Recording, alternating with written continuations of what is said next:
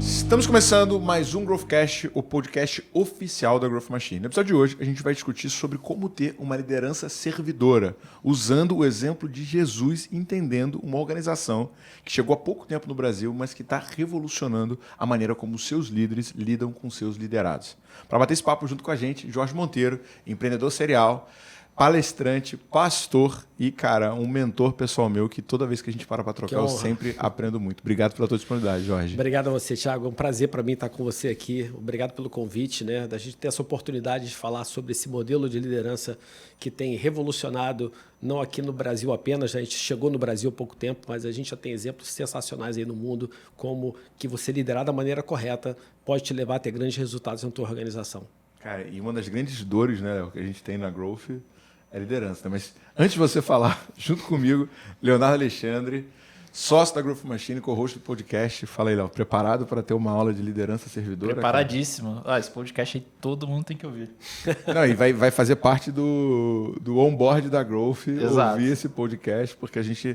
Porque assim, né, a gente está chegando num momento, né, Jorge, que a gente passou da marca dos 80 colaboradores. Uhum. Agora nós como sócios, como fundadores da empresa, a gente já não tem mais contato direto com a operação. Nas nossas áreas a gente até tem, né? Mas tem muita gente, por exemplo, que a gente conhece, mas não conhece. Tipo, basicamente eu sabia todo mundo, o que fazia, que faculdade. Hoje em dia tem pessoas, né, que a gente encontra e fala assim, que área é essa pessoa na empresa? Então a gente está chegando nesse momento. Isso aí. E como a gente é muito orientado à cultura e a gente tem uma preocupação muito grande com pessoas, a gente tem muitos indicadores de satisfação, NPS. E um dos pontos que, né, na nossa última pesquisa de cultura veio muito à tona foi a reclamação da camada gerencial, que a camada gerencial tem desafios de evolução. Como nós somos uma empresa jovem, somos uma startup, com qualquer startup, os líderes têm que conseguir, né, ter a tua primeira experiência de liderança e entender qual é a melhor maneira de conectar aquilo que a gente fala aqui em cima na estratégia com a operação. Então, esse é o nosso desafio. Mas antes da gente entrar no nosso ponto central, cara, quem que é o Jorge? Que história é essa de saída de empresa, vender empresa? Conta um pouco essa história, cara. Como é que foi a tua trajetória? E até mesmo, como é que você chegou, né, na Lead Like Jesus? Legal. Bem, eu sou um cara que veio totalmente do mercado corporativo, né?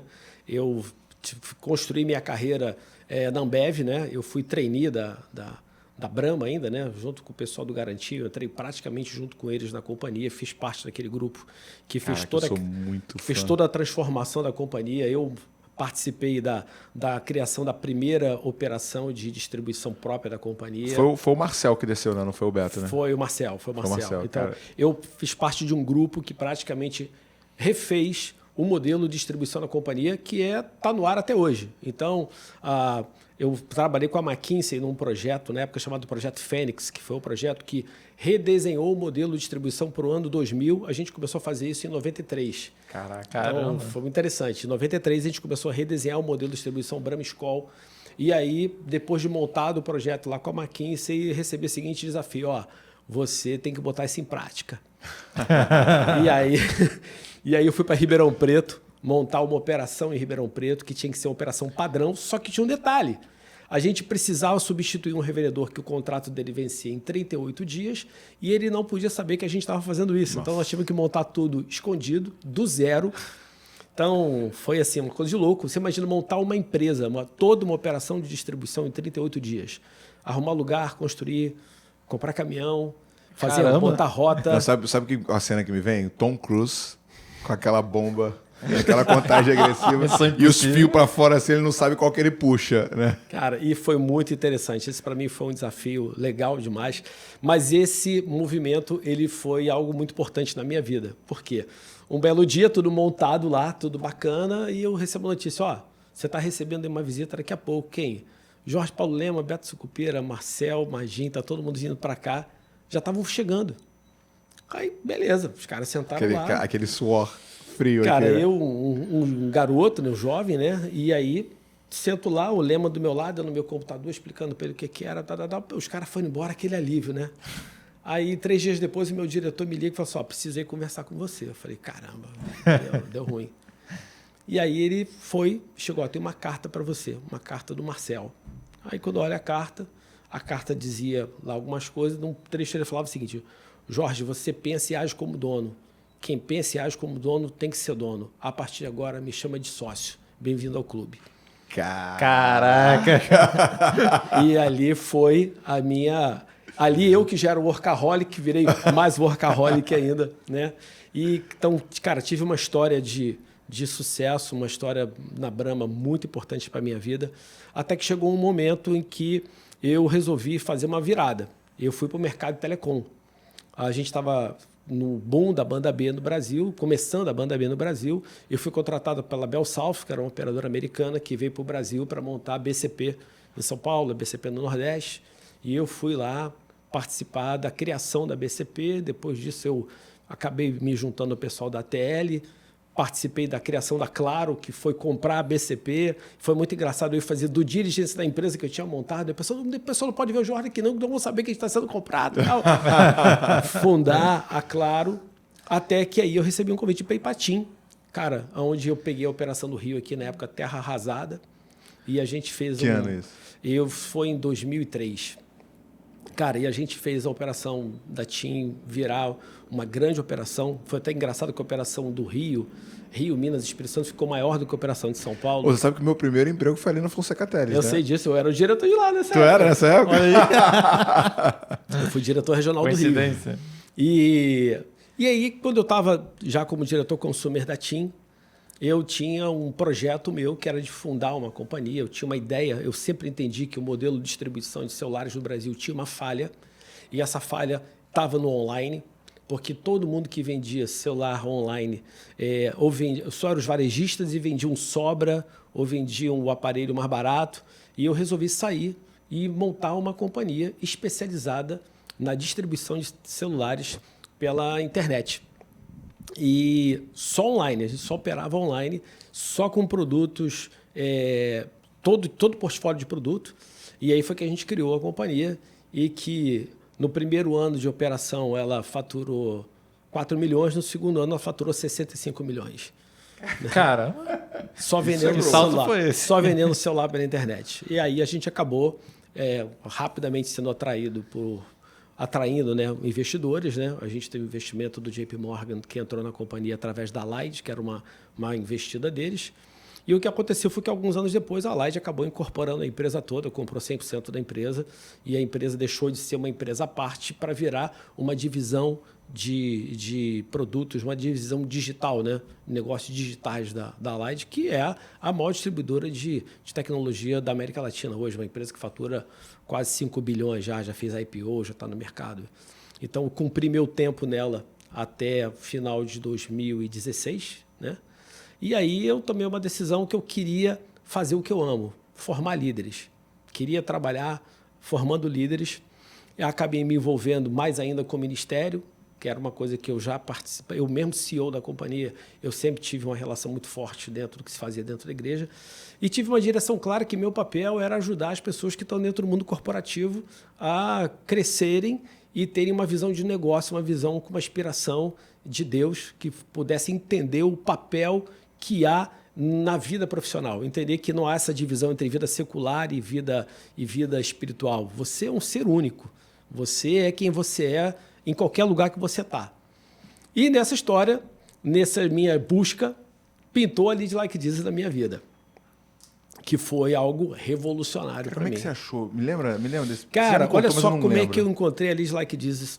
Eu estava preparando um material para uma aula que eu ia dar sobre liderança, e eu sempre, esse tema liderança servidora começou a chamar muito a minha atenção.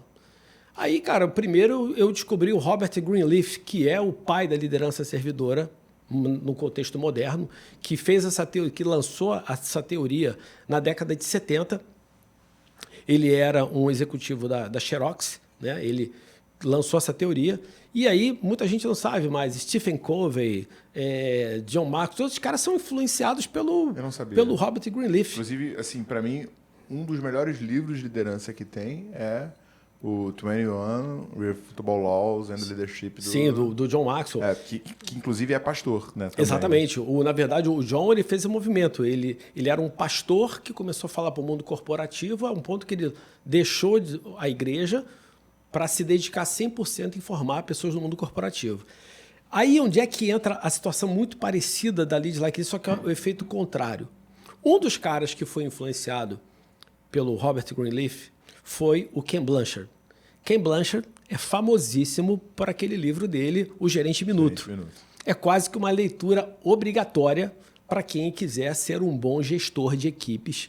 Quem quiser ter uma equipe que entende o que está fazendo, o Gerente Minuto, ele é quase que uma bíblia, apesar de ser um livro... Muito fininho. Muito fininho, mas é um livro que tem um conteúdo tremendo.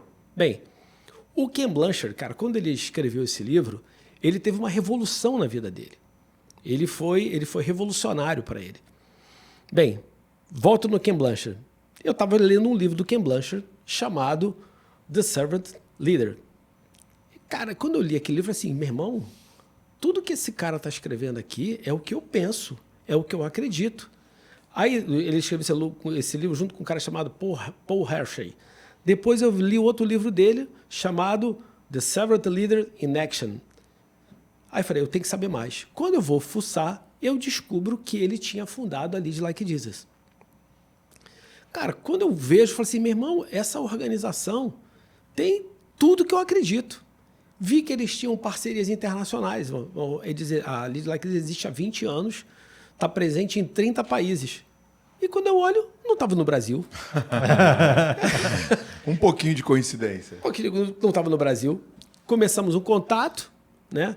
É interessante que eu mandei um contato, foi atendido por uma pessoa na África do Sul, que me mandou para um cara nos Estados Unidos, que me conectou com um cara na Colômbia. Olha só que coisa louca, né? Como é que o negócio é global. Como é que a operação é global.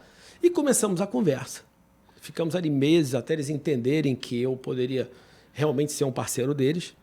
Aí um dia eu fiz a pergunta, falei, gente, como é que vocês podem estar em 20 países, em 30 países? Vocês estão na América Latina, vocês estão na Colômbia, vocês estão no Chile, vocês estão no Equador, vocês estão no México e não estão no Brasil, cara. A resposta dele foi assim, Jorge, porque estava guardado para você. A gente entende que as pessoas que se conectam com a gente tenta entender que não é porque elas querem ou porque a gente quer, é porque é a pessoa que tem que estar ali. E é um paradoxo grande, porque se você pensa no seguinte, o Brasil, ele é o primeiro ou segundo em tudo, né? Uso de rede social, usuários do WhatsApp, usuário do Instagram, usuário do Facebook. E aí você pega também, né, se você quiser ir para a ponta cristã, também. Né, sim. Né, talvez, sei lá, não sei agora estatisticamente a população, mas é uma população altíssima. Né, e não ter ninguém no Brasil olhando para isso é realmente estranho. Não, e o que está acontecendo agora é o que está se vivendo. Né? Por que aconteceu? A gente começou a operação no Brasil, fez agora em março 1 ano. Né? Nós já realizamos 5 turmas de formação de líderes aqui agora, num modelo novo que... circulou nos Estados Unidos no mês passado uma carta para todos os participantes da Lead Like This, para todas as, principalmente empresas e patrocinadores, sobre o case do Brasil, porque nós viramos case. Caraca. Tanto assim que vai ter agora, a gente está lançando um programa novo chamado The Way of the Carpenter, que foi lançado nos Estados Unidos no final do ano passado, em novembro do ano passado, como turma piloto. Foi feito online, foi feita uma turma piloto online em Singapura e a primeira turma presencial no mundo vai ser feita aqui no Brasil agora em maio. Caramba! Então nós estamos lançando o conceito, nós estamos há 1 ano e o Brasil está lançando um novo conceito. Eu te mostrei aqui no início o nosso assessment. Você tem uma ideia, o assessment só tem em inglês e foi produzido por português, foi trazido para o português, porque nós estamos lançando antes do espanhol. Cara, mas deixa eu só dar um passo atrás em relação à ponta de liderança. Né? Eu, há um tempo atrás, não vou falar exatamente a data, porque senão o meu time briga comigo, mas eu recebi um feedback né, que 2 pessoas estavam se desligando da minha empresa, do meu time, e dentro da entrevista de desligamento elas falaram que o problema da saída delas era o Thiago. Sim. Né? E como empreendedor, né, o John Maxwell ele fala isso no 21, que quando ele, não sei se você lembra da história, mas ele fala que ele assumiu uma igreja, que essa igreja ela estava com 400 membros. Né? E ele começa a classificar o nível de liderança, porque ele fala o seguinte, que o líder ele define o máximo de pessoas que ele consegue ter debaixo dele. Né? E o líder de verdade ele não cria seguidores, ele cria líderes. Exatamente. Né? Que aí ele consegue realmente extravasar. E, cara, nesse momento eu comecei um processo interno, sabe, de buscar formação, de buscar mentoria, de buscar terapia, de buscar treinamento. E tô num processo de transformação, a Metanoia é muito grande lá para cá, né, Léo? Tá trabalhando. Isso é importante. Ainda estou longe, né? Eu sou um cara muito apaixonado por tudo que eu faço. Então, quando eu estou fazendo as coisas, eu vou com um nível de intensidade muito alto. Sim. Nem todo mundo consegue aguentar o meu nível de intensidade. O Léo, ele Sou já bem está resiliente. salvo, já está salvo, entendeu? E o empreendedor, eu sinto que ele passa muito por isso, porque diferente de quando você é um colaborador de uma corporação, que o feedback de você não ir bem é você ser desligado, né? Quando você é empreendedor, o feedback é você não crescer, né? O que você entende que é o desafio primordial da liderança e é o principal ponto que as pessoas mais procuram o Jorge ou a Lead Like Jesus, e como a gente entende que a minha empresa está passando por um problema de liderança? Então vamos lá. Primeira coisa, eu vou usar uma frase do do próprio John Maxwell. Tudo cresce e cai em função da liderança. Uma organização cresce em função da liderança, uma organização cai em função da liderança. Sempre a liderança é a responsável pelo crescimento ou pela queda. Agora, por que isso acontece? Porque, na verdade, o principal papel da liderança, eu digo o seguinte, é trazer clareza. Muita gente falha porque não entende que o papel da liderança principal é trazer clareza. Clareza de direção. Para onde nós estamos indo? Clareza, na verdade, de valores. O que vale e o que não vale nessa jornada ao longo do caminho. O que eu espero de você ao longo dessa jornada. Muitas vezes o líder, ele sabe muito bem o que ele quer, mas ele tem uma dificuldade de traduzir isso em algo que seja entendível pelas pessoas que ele lidera. E muitas vezes é nessa que está a grande falha. A pessoa falha porque ela pensa o seguinte, mas eu não sabia o que esperavam de mim. Ou, na verdade, é o seguinte, mas olha só, eu nunca entendi que eu era a pessoa para fazer isso. Ou seja, há um grande problema de clareza. Então, muitos falham por quê? Porque não sabem para onde querem ir. Outros porque não sabem comunicar para onde eles querem ir. E outros que não sabem entender em que etapa o liderado dele está nesse processo de ida. Então, o que eu entendo hoje é isso. Tudo, no final das contas, é uma questão de clareza. Para onde eu quero ir, o que vale e em que etapa está o cara que vai caminhar comigo. Faz sentido para você isso? Total. E quando a gente olha para Jesus, né, eu vi o Godri falando isso uma vez. Pensa no seguinte, ele pegou 12 derrotados, né? Você reclamava, meu time não... ontem, nosso one-on-one. Não, cara, eu preciso de mais gente. 12 incompetentes, né? 12 caras incompetentes. E simplesmente pegou esses caras e fez surgir a maior organização que existe no mundo. E mudou não só o mundo, como o calendário. É isso aí. Mas aí está um detalhe. Eles eram incompetentes em quê? É aí que eu vou começar também de trás para frente para você entender um conceito de pipeline de liderança. O conceito do pipeline de Jesus, que a gente chama, que é o The Way of the Carpenter, você precisa lembrar que Jesus ele era um carpinteiro. Então, para pensar, o que um carpinteiro precisa saber? Primeiro, ele precisa visualizar o que ele quer construir. Correto? Sim. Depois, ele vai escolher os materiais adequados que ele tem à disposição para fazer aquilo ali. Então, de repente, a madeira para fazer a perna de uma cadeira é de um jeito, mas a madeira que precisa fazer a parte arredondada do banco é outra. Então, um dos papéis de um carpinteiro é visualizar o que ele quer fazer, entender os materiais que ele precisa e saber como trabalhar aquele material para que ele possa usar ele da maneira correta. Esse é um primeiro ponto. Então, você precisa ver que ele começou o seguinte, chamava todo mundo, me segue e eu vou fazer de vocês pescadores de homens. Início do pipeline. No final, ele fala, vão e façam discípulos. Então, ele começa dizendo, me siga, e agora vão. Pipeline, me segue, pipeline, final, vai. Então, quando ele olha ali, todo mundo que estava começando com ele era novato.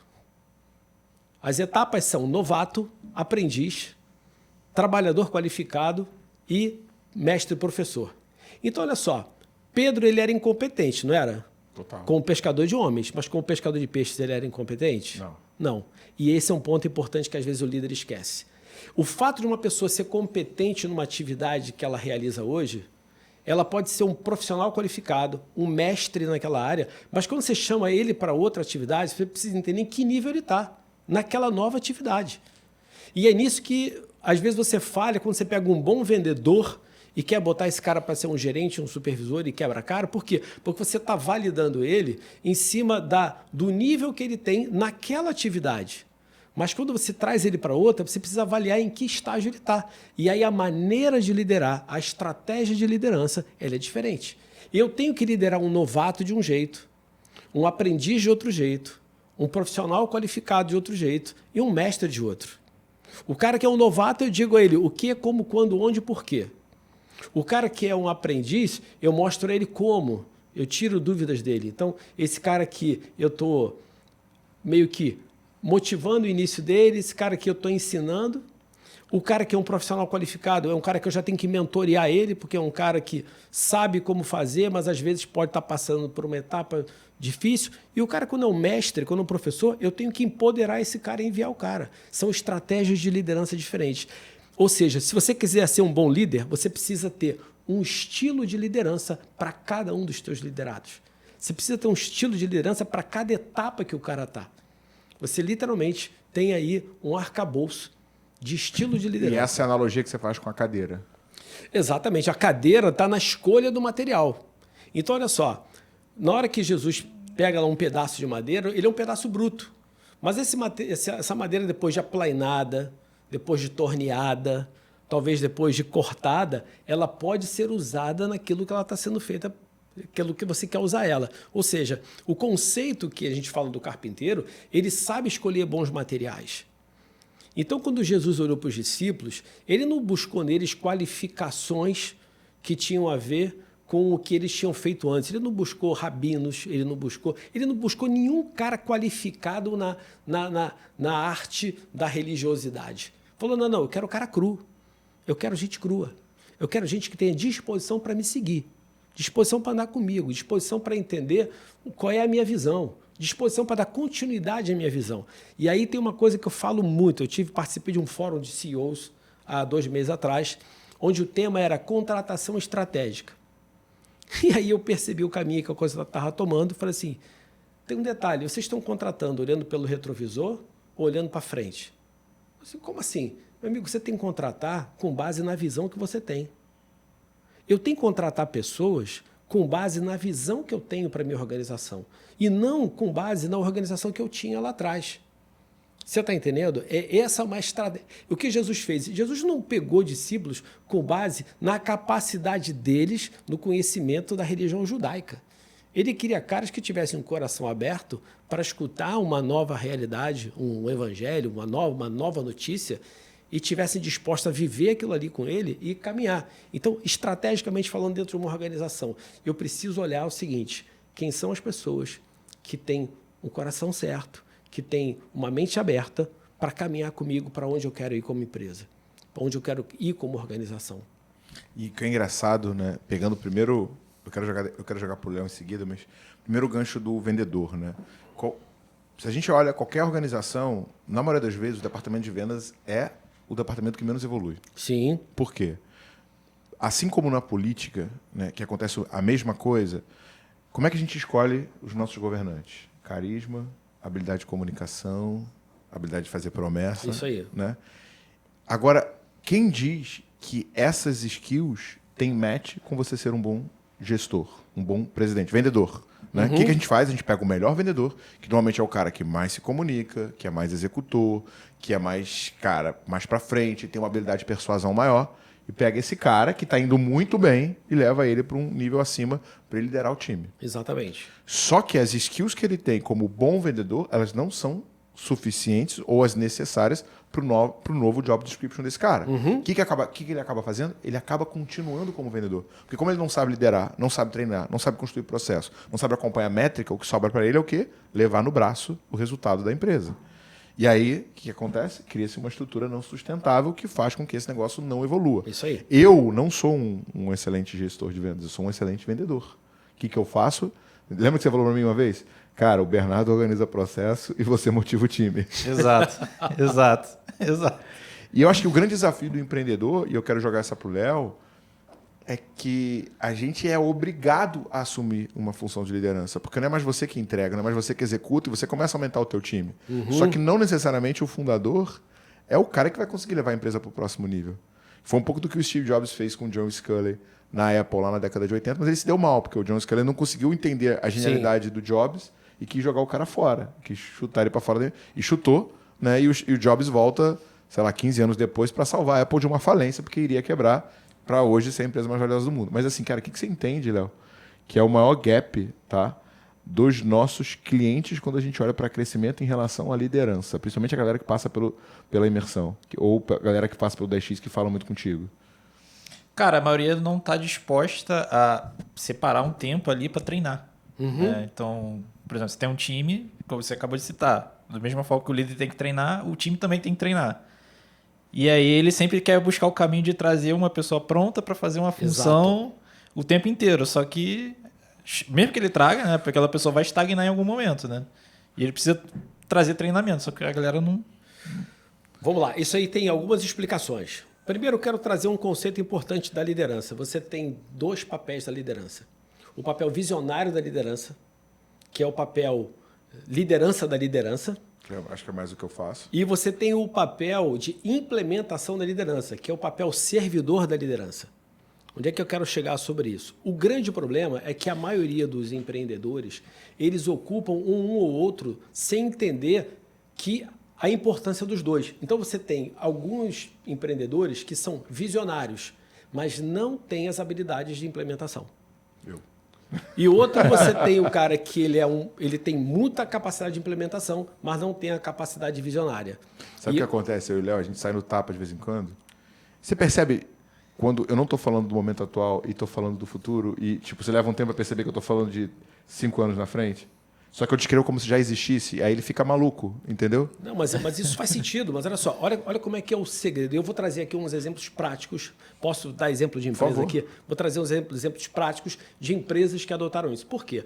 Nos Estados Unidos, a lei de Like Jesus, como já existe há muitos anos, já tem organizações grandes e que usam solidamente o nosso modelo de liderança. Vou citar um exemplo aqui. Você tem a Chick-fil-A, que é hoje uma das melhores e maiores redes de fast food dos Estados Unidos, né?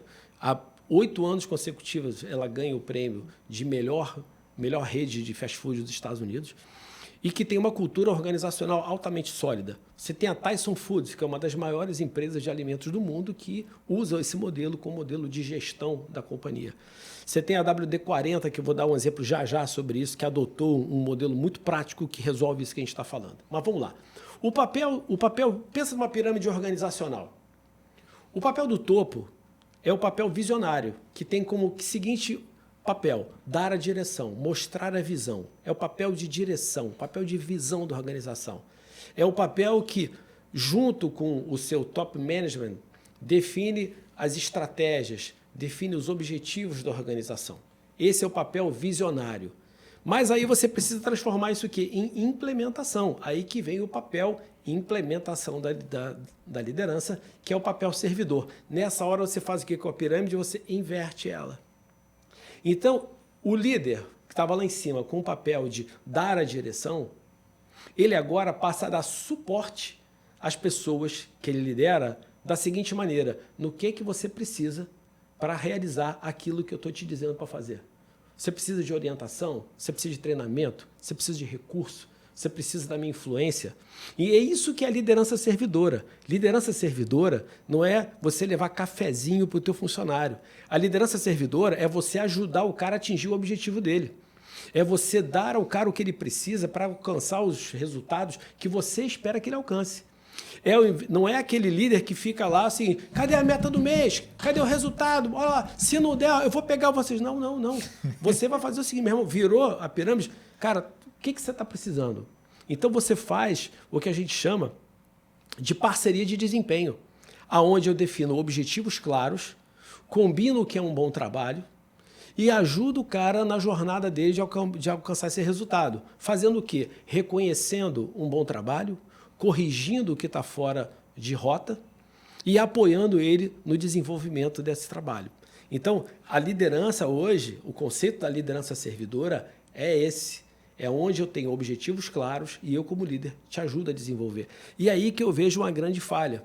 Você vê hoje muitos empreendedores que eles não se dispõem a orientar a sua equipe no que eles precisam fazer para fazer um bom trabalho. Não sabem especificar o que é um bom trabalho. Porque, olha só, saber especificar o que é um bom trabalho. Um exemplo que eu sempre dou, 2 exemplos muito interessantes, e não são historinhas, não. Meus exemplos são cases reais. O pai chegou para o filho e falou o seguinte, olha, estava o quarto uma bagunça, falou assim, olha, eu quero esse quarto arrumado em 5 minutos. Então, dentro do conceito de meta SMART, o pai falou o seguinte, ele definiu o que ele quer, o quarto arrumado, e definiu um tempo, 5 minutos. Quando o pai voltou, estava uma pilha de sapato num canto e uma pilha de brinquedo no outro e a cama feita. O filho, eu arrumei o quarto. Ele disse, você não arrumou o quarto.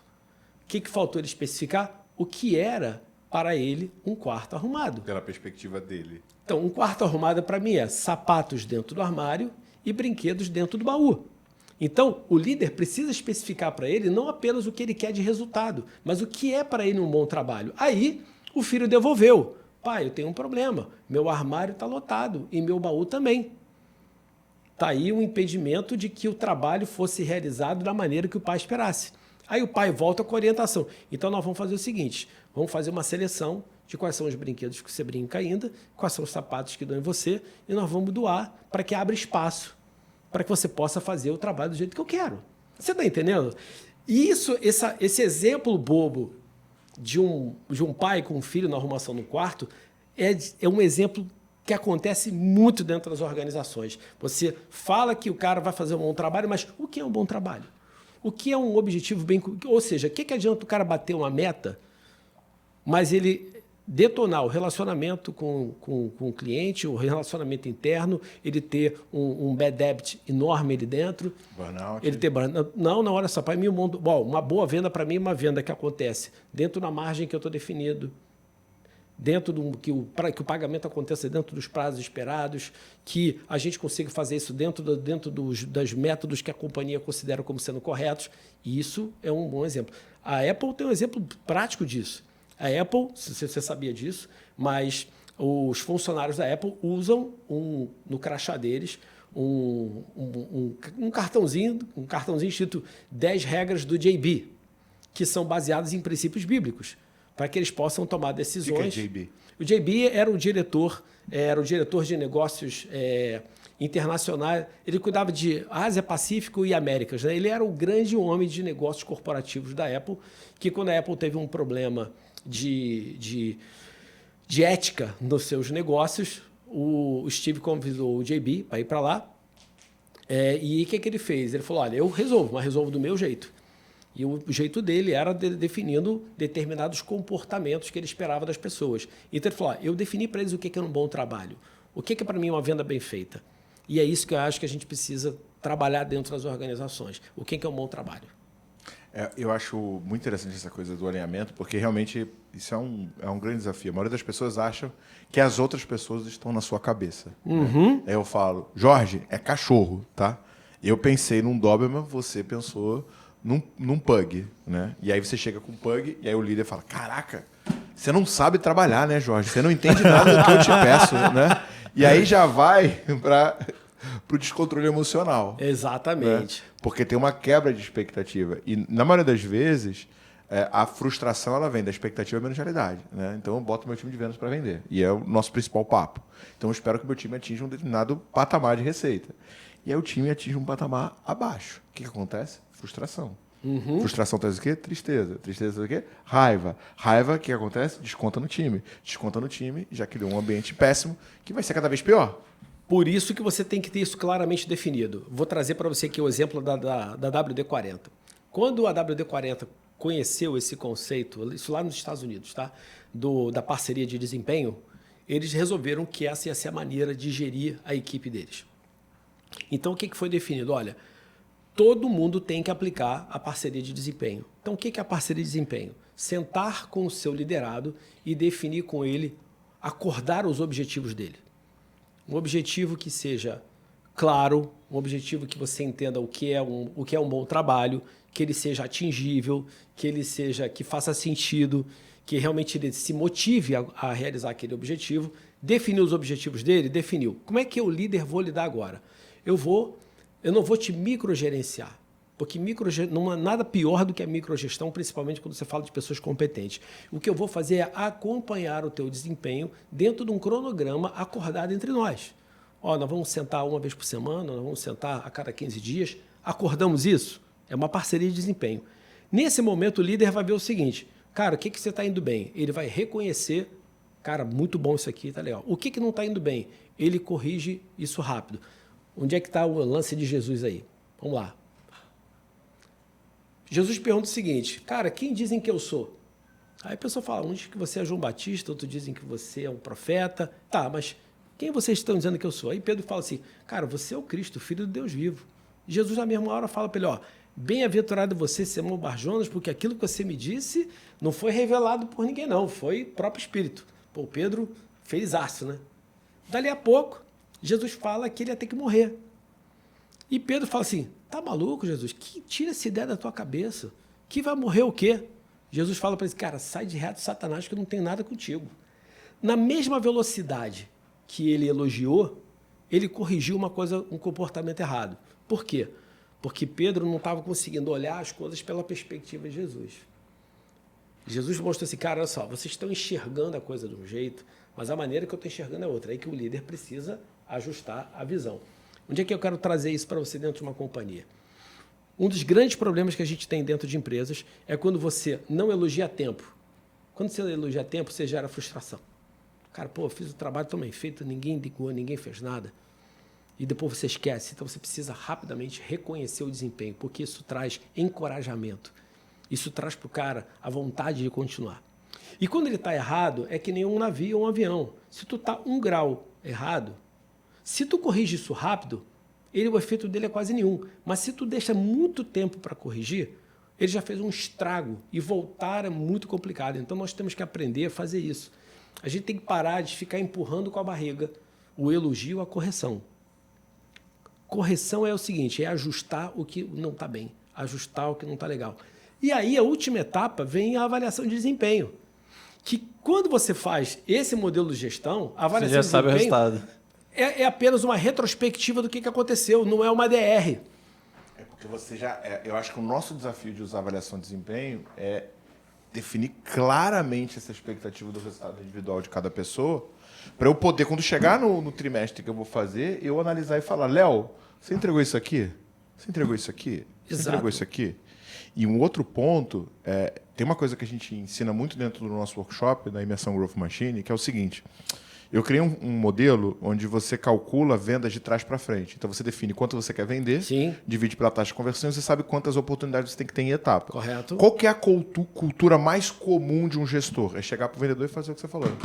Cadê as 10 vendas? Cadê, Jorge? Tá faltando. Ó, dia 10. Cadê as 5 vendas? Isso Vamos aí. lá, Jorge. Vamos executar.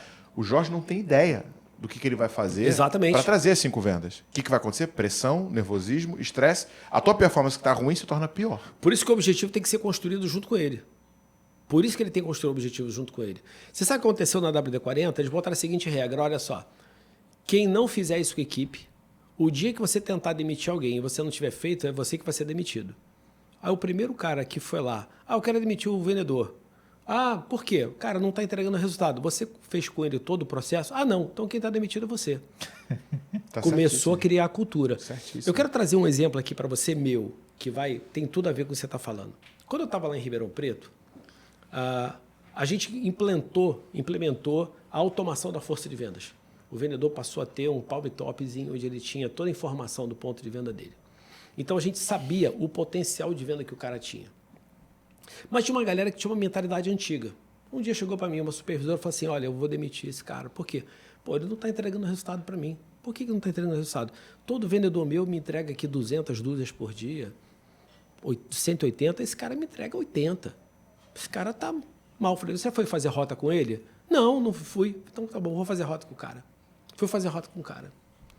Quando eu cheguei, ela falou assim, e aí, o que você achou? Eu falei assim, vou te falar o que eu descobri aqui. É o melhor vendedor que você tem. Eu, como assim? Porque a rota dele, o potencial máximo que ele tem é de 100 dúzias desse produto, da 600 ml. Esse cara está ocupando 80% do potencial da rota dele. Só que tem um detalhe, você percebeu o potencial de descartáveis que tem ali dentro? Ele tem um monte de boates, de barzinhos lá, que são consumidores descartáveis. Esse cara está ocupando o mercado dele com um portfólio enorme. Agora, você está olhando apenas para quê? Para o volume de vendas do produto principal e comparando ele com os outros. Cara, você não compara um vendedor com a performance do cara do lado dele. Você compara o cara com o potencial que ele tem do mercado dele. E é isso que, às vezes, essa é a gestão preguiçosa. Essa é a gestão preguiçosa.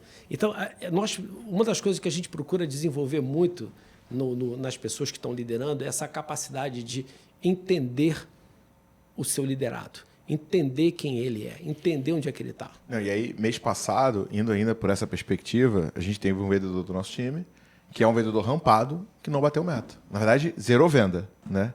Zerou venda mês passado. Aí, qual que seria a cultura normal?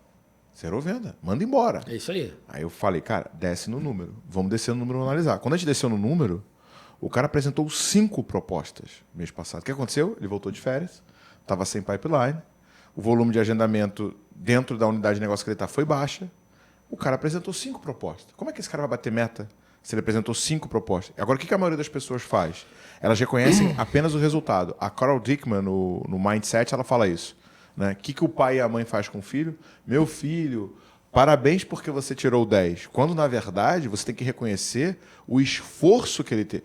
Parabéns por estudar, parabéns por se empenhar. E reconhecer, não o resultado final, mas reconhecer o que ele fez no meio para chegar no resultado final. Isso aí. E é exatamente o exemplo que você deu. Porque se você vai para uma análise binária, às vezes a pessoa vai mandar embora o melhor vendedor simplesmente porque fez a gestão preguiçosa, né? Exatamente. E isso, na verdade, quando a gente fala de liderança, né, as pessoas precisam entender que o líder ele necessariamente não sabe de tudo. Teve um líder que fez com a gente o último programa, ele é dono de uma empresa de e-commerce em São Paulo, ele tem uma empresa de full commerce, ele faz e-commerce para várias companhias. E ele me ligou um dia, a gente tivemos uma videoconferência de acompanhamento lá do resultado dele, e falou para mim, cara, olha o que aconteceu. O conceito de escuta ativa que você ensina me mudou, porque eu não conseguia escutar. Eu sempre achei que eu tinha todas as respostas. Então, a pessoa chegava para mim com um problema, eu já dava logo uma resposta, é isso aqui, bababau. E eu resolvi praticar a escuta ativa. Foi escutar o cara, tentando entender o que ele estava me dizendo, e descobrir que se eu tomo a decisão com base no que eu achava, eu ia fazer uma besteira na minha companhia. Então, olha que loucura, né? Escutar. Uma das coisas que a gente ensina às pessoas tem um exercício inteiro de aprender a escutar. Para que você tome decisões com base em informações de uma maneira muito mais complexa. Existe uma coisa chamada pensamento de segunda ordem. Você já ouviu falar sobre isso? O pensamento de primeira ordem é o pensamento que pensa nas consequências da decisão tomada. O pensamento de segunda ordem é o que pensa nas consequências das consequências da decisão tomada. É quando você tem uma capacidade de olhar a coisa a partir de uma ótica diferente. E eu dou um exemplo disso para você, que a gente sempre traz Jesus como exemplo. Trouxeram para ele uma mulher pega em adultério e falaram assim, a lei diz que ela tem que ser apedrejada. O que você diz? Ele ficou quieto. Desceu, começou a escrever na areia. Falou assim, aquele que nunca pecou, que atira a primeira pedra. O que ele fez? Ele usou uma coisa chamada distanciamento reflexivo. Distanciamento reflexivo é quando eu saio da pressão que colocam na minha cara para que eu tome uma decisão com base no que estão me mostrando e me coloco numa posição que eu posso me pôr de sair daquilo ali, olhar para uma perspectiva diferente, entender o que está por trás, a consequência da minha decisão e vir com uma resposta transformadora. Você não responde de lata, né? Você conhece essa passagem? Na bíblica? Já conheço. E é porque, assim, pela lei, né, dos judeus, se você pegasse uma mulher adultéria, ela seria morta, né? Normalmente por apedrejamento. E aí estão lá os religiosos, a mulher chorando e Jesus aqui, e o pessoal... É uma encruzilhada, né? Porque se ele fala assim, não vai apedrejar ela, ele foi contra a lei. É isso aí. Né? Se ele fala assim, apedreja ela, ele foi contra a graça. Exatamente. E contra o princípio que ele estava pregando. E muita gente, né, fica, o que ele escreveu. Porque assim, Jesus se abaixou e começou a escrever na areia. Só que é brilhante essa sacada. Porque o que todo mundo quer que você faça, principalmente quando você está numa posição de destaque... É dar uma resposta. É que você reaja. É. Né? E ele não, cara. Ele foi lá, tranquilamente.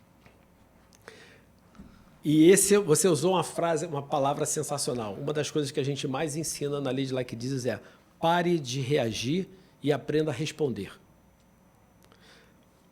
Todo questionamento ele é fruto de uma lacuna no meio de uma frase. A pergunta é, Quando eu boto assim, quando eu escrevo alguma coisa, eu tenho que entender assim, o que eu estou escrevendo está preenchendo essa lacuna? De uma maneira que aquilo ali fique agora uma sentença completa? E muitas pessoas estão acostumadas à reação. E você precisa aprender mais a responder às situações. Nós, como líderes, fomos chamados para responder às situações e não para reagir às situações. E essa é uma grande sacada. Então, esse lance de pensamentos de segunda ordem, que é você entender a consequência da consequência do que você está falando. E você fazer, muitas vezes, esse distanciamento reflexivo para que você possa tomar uma decisão que ela olha todo o ambiente, uma visão de 360 graus daquilo que está envolvendo, vai te fazer ser um líder mais eficaz. Todo o processo de liderança que a gente ensina como Lead Like Jesus é para transformar o líder em um líder mais eficaz. Um líder que entrega o resultado esperado com a qualidade esperada, mas é aí que entra o lado transformacional, que ele entende que o relacionamento dele não é transacional, ele é transformacional. Eu quero transformar uma organização, eu quero transformar uma sociedade, eu quero transformar uma comunidade. Eu posso até usar elementos transacionais, mas o meu objetivo é transformacional. Agora, é assim, né? Uma coisa, para você que está ouvindo esse podcast, duas coisas. Primeiro, se você está ouvindo isso pelo YouTube, tira um print, tira uma foto, vai lá no Instagram, marca @thiago_reis.gm, Jorge Monteiro PR. Jorge Monteiro PR e Leonardo.alexandre.sc. Todo mundo que fizer isso já vai ganhar um presente meu, tá? Então, direto lá na tua DM, você já vai receber um presente. Segunda coisa, tá ouvindo pelo Spotify? Dá 5 estrelas. Tá ouvindo pelo YouTube? Deixa um like, já se inscreve no canal do Growthcast. Assim, toda vez que a gente lançar um conteúdo novo, você vai ser avisado de primeira mão. O que eu entendo, tá? Que é o nosso grande desafio como empreendedor, né? Toda vez que chega um resultado, nós temos uma tendência natural a reagir a esse resultado. Se o resultado é muito bom, eu posso, de repente, dar uma relaxada e me esforçar menos. Se o resultado é muito ruim, eu reajo de maneira negativa, me frustrando, sendo agressivo, sendo ruim com o meu time. Mas quando, na verdade, o que eu tenho que fazer com o resultado é interpretar. Exatamente. Né? O que esse resultado está me ensinando. Né? E uma coisa que eu tenho discutido muito, né, com terapia, com os treinamentos que eu tenho feito, é que nada acontece com você, né? Você tem que analisar o resultado que está acontecendo, porque a única coisa que você controla é a maneira como você vai agir, reagir e como é que está a tua cabeça em relação a isso que está acontecendo. Você pode processar e falar, puta, não vendi bem. Deixa eu me inscrever na imersão da Growth Machine. Inclusive, você que está ouvindo, link do primeiro comentário, quer resolver definitivamente tua máquina de venda, se inscreve, porque a gente vai te ajudar com isso.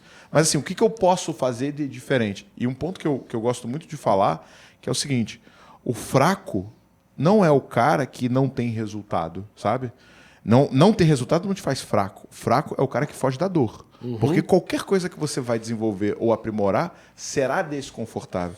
A gente estava falando do jiu-jitsu antes. Cara, eu sou faixa azul, numa academia que só tem faixa preta, né?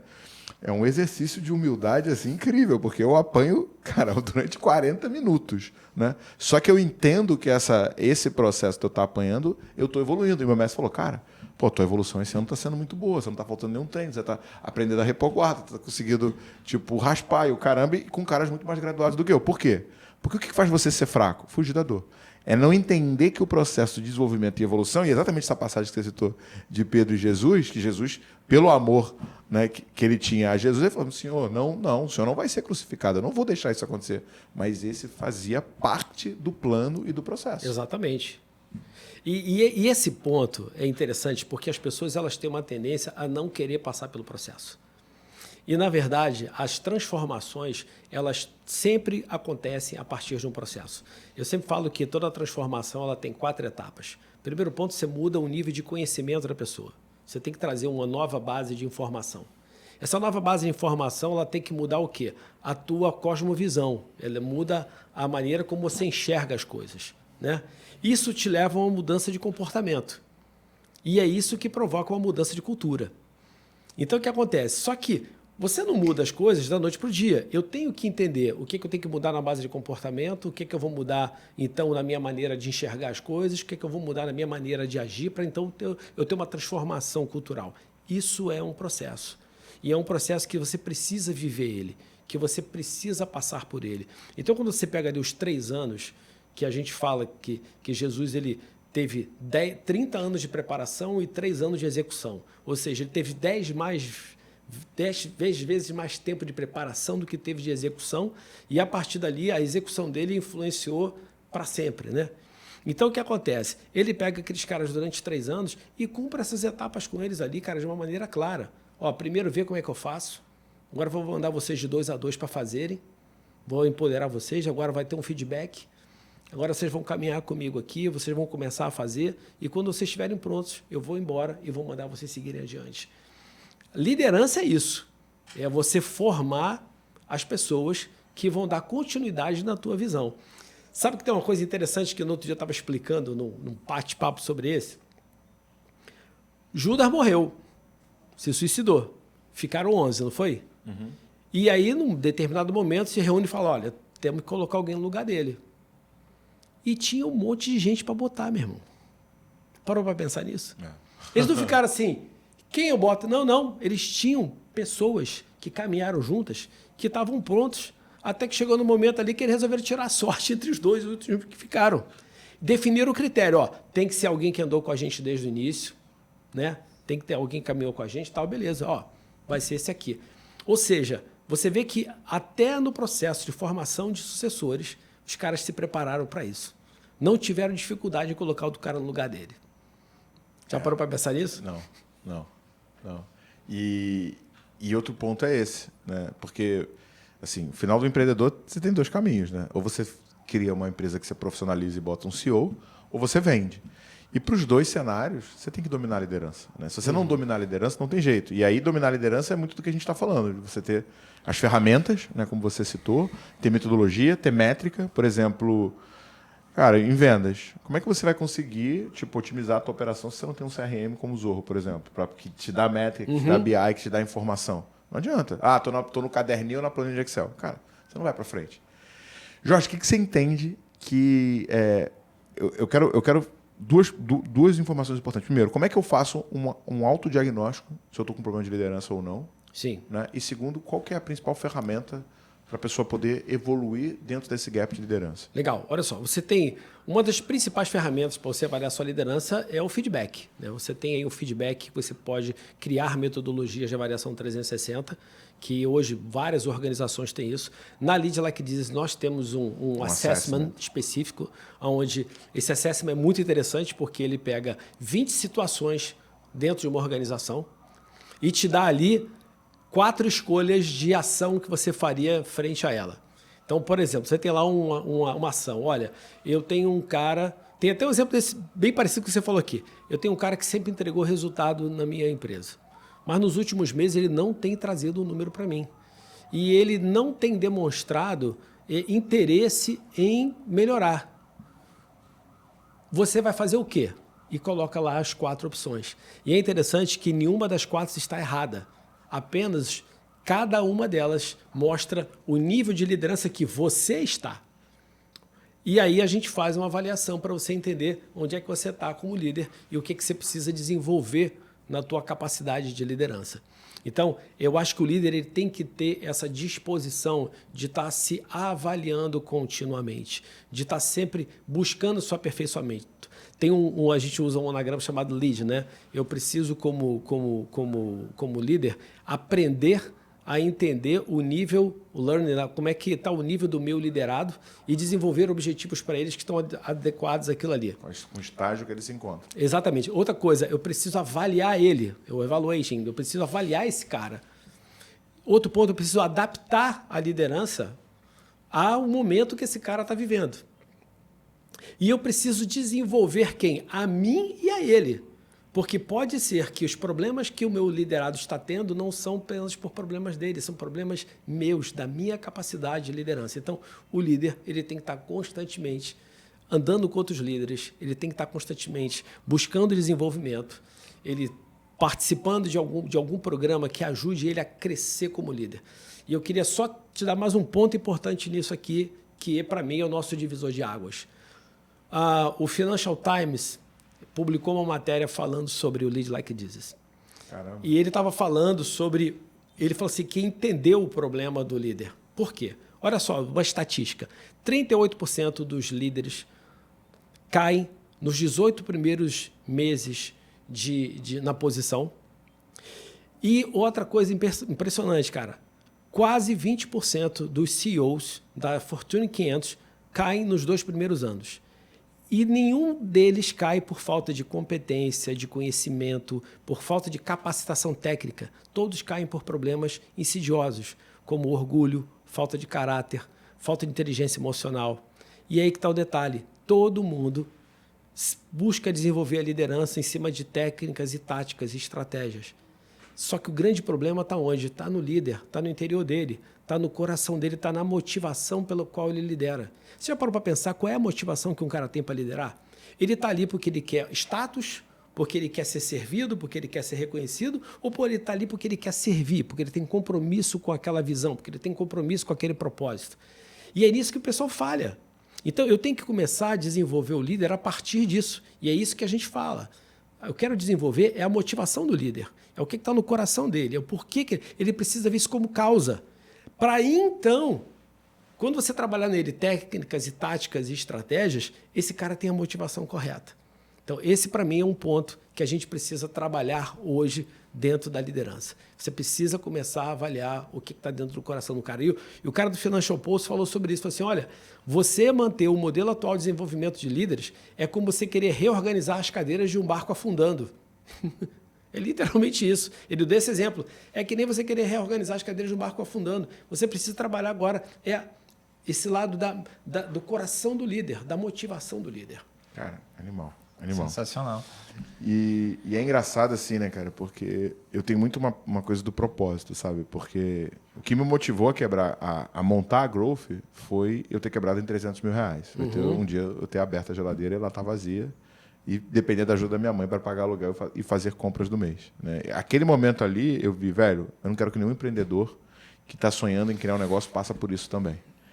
Assim, o que eu fico falando para esses caras o tempo inteiro é, velho, cara, esse é o nosso propósito, esse é o nosso propósito, esse é o nosso propósito. Só que quando a empresa começa a ficar maior, você tem um desafio de replicar isso para todo mundo. Mas esse é o papel do líder. O líder ele tem que ser o grande defensor do propósito e da visão da organização. Ele é o grande patrocinador. Vai chegar um momento que você, dentro da tua organização, você não vai ter mais papel operacional. Teu grande papel vai ser sempre ser o quê? O guardião da visão, o guardião do propósito da organização. E é nisso que o pessoal falha.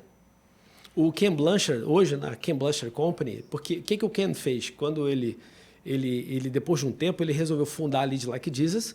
Então, ele tem a Ken Blanchard, que fala para o mercado corporativo secular, e a Lead Like Jesus, que fala para o mercado corporativo que não tem problema nenhum em admitir as suas crenças. Então, a gente tem duas organizações que praticamente têm as mesmas coisas. Você sabe qual é o papel dele na companhia hoje? Ele é o Chief Spiritual Officer da companhia. Não, mas na Apple tinha o Guy Kawasaki, que inclusive é um cara incrível, para quem não segue, que fala muito de empreendedorismo, de propósito, que ele era evangelista da Apple. O papel dele era evangelizar a comunidade em relação à Apple. Então, todo dia o Ken manda uma mensagem para os funcionários falando, cara, sobre o propósito que eles estão ali, o que eles estão construindo. Ele mantém os caras vivos. Ele mantém viva a chama do propósito da organização. Uma dúvida que eu tenho é sobre a senioridade desses líderes. Se hoje existe um tipo de classificação, alguma coisa dependendo do porte da empresa.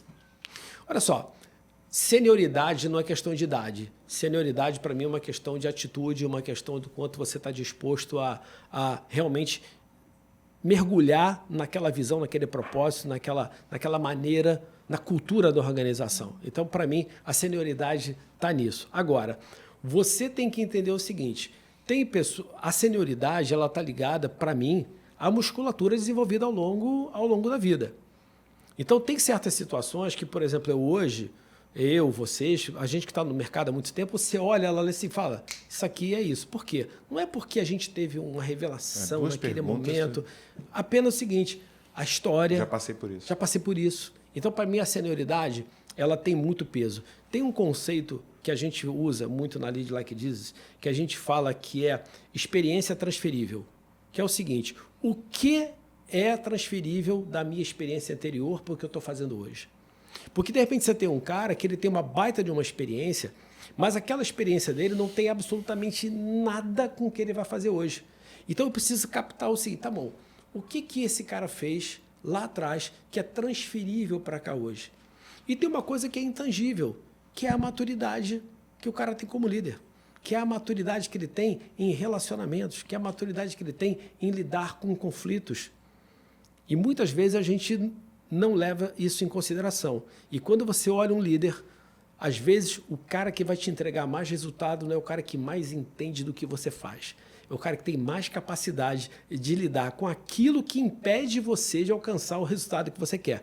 E muitas vezes são conflitos, muitas vezes são falta de maturidade, muitas vezes são atitudes egoístas. E aí você tem que ter um líder que tenha a capacidade de botar todo mundo na rota para voltar para o caminho certo. Cara, acho que a gente vai precisar fazer capítulo 2 desse podcast, porque tem assunto por umas 8 horas, assim, fácil, né, não, Jorge? É isso aí, a gente vai É ser um prazer para mim. bem grande, com certeza. Dica final. Se você fosse falar uma coisa para o Jorge lá de trás, entrando na Ambev, que você considera que foi o teu maior aprendizado em relação à liderança, eu quero jogar essa para você também, tá? O que você deixaria como... Cara, presta atenção nisso, Jorge.